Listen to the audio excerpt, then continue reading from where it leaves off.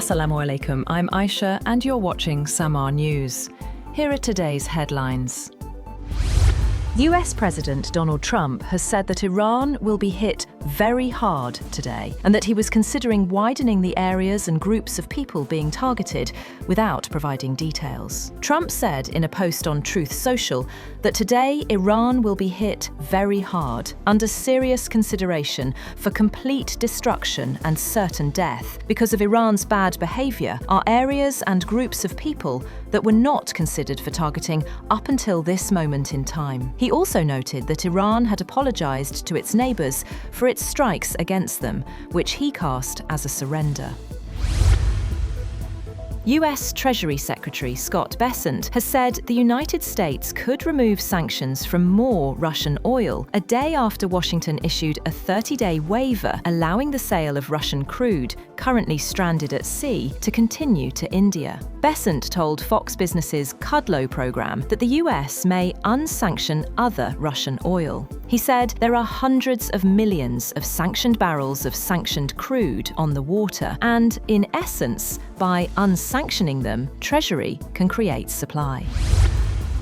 The war in Iran has entered its second week amid intensifying violence and uncertainty, while Israel expanded attacks into Lebanon, displacing hundreds of thousands. The conflict has spread beyond Iran's borders. Israel has targeted both Iranian and Lebanese sites, including Hezbollah positions in Beirut, prompting an unprecedented evacuation of the city's southern suburbs. Explosions were reported across Israel as defences intercepted Iranian missiles and drones. The UAE, Kuwait, Qatar, Bahrain and Saudi Arabia also faced fresh attacks. Iran retaliated with strikes on Israel and Gulf states hosting US military installations.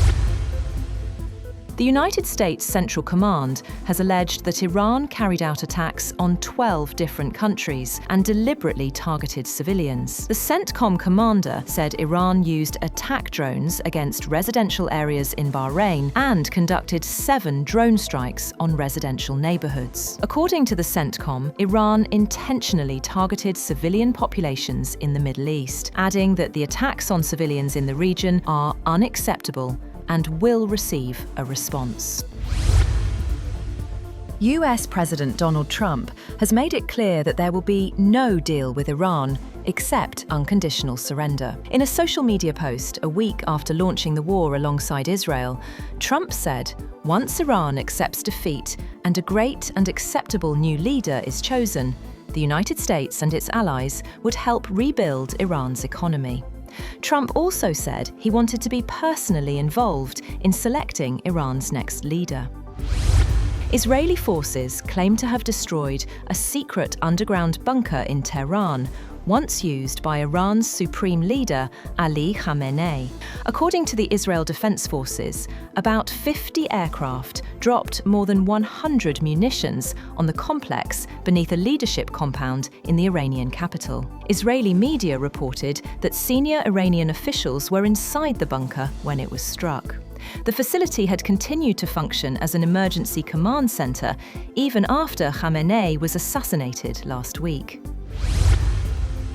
The United States has urged Sri Lanka not to repatriate Iranian sailors rescued after a US submarine sank an Iranian warship this week. The frigate Iris Dina was torpedoed near the southern Sri Lankan port city of Galle, killing dozens of crew members. Sri Lanka has rescued 32 survivors and also detained 208 sailors from another Iranian naval vessel, Iris Bushehr.